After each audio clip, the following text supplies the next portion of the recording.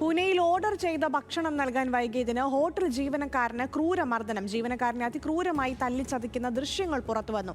സംഭവത്തിൽ 2 പേരെ police arrest ചെയ്തു.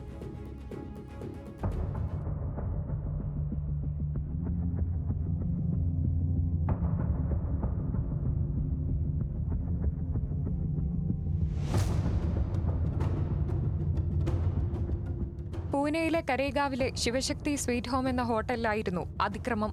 ഹോട്ടൽ ജീവനക്കാരനായ 26-കാരൻ രാജു ലബുറാം ദേവാസിക്കാണ് മർദ്ദനമേറ്റത്. പ്രതികളായ ഈശ്വറും സായിയും ഹോട്ടലിലെത്തി ബെഡാപാവ് ഓർഡർ ചെയ്യുകയും ഇതിനായി പണം നൽകുകയും ചെയ്തിരുന്നു. എന്നാൽ ഇവർക്ക് ഭക്ഷണം നൽകുന്നതിന് മുൻപായി ഇവർക്കു ശേഷം ഹോട്ടലിലെത്തിയ മറ്റൊരാൾക്ക് രാജു ഭക്ഷണം നൽകി. ഇതാണ് പ്രതികളെ പ്രകോപിപ്പിച്ചത്.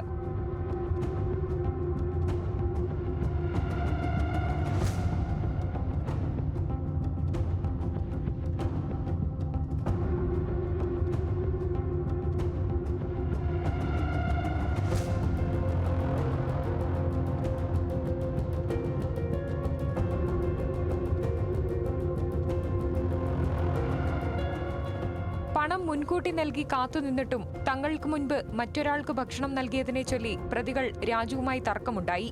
തർക്കം കയ്യേറ്റത്തിലേക്ക് വഴിമാറുകയും ഇരുവരും ചേർന്ന് ഹോട്ടലിനുള്ളിലിട്ട് രാജുവിനെ ക്രൂരമായി തല്ലിച്ചതയ്ക്കുകയുമായിരുന്നു. ഹോട്ടലിലുണ്ടായിരുന്ന മറ്റുള്ളവർ നോക്കി നിൽക്കെയായിരുന്നു ക്രൂരമർദ്ദനം.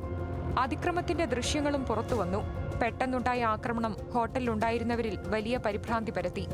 മർദ്ദനമേറ്റ രാജു ദേവാസിയുടെ പരാതിയിൽ കേസെടുത്ത പോലീസ് ഈശ്വർ നവ്ലെ, സായി നവ്ലെ എന്നിവരെ അറസ്റ്റ് ചെയ്തു.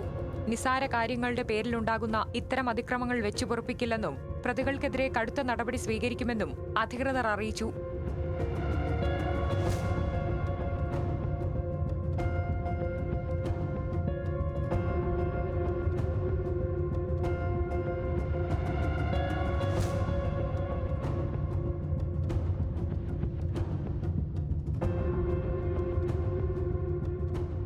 National desk news Malayalam.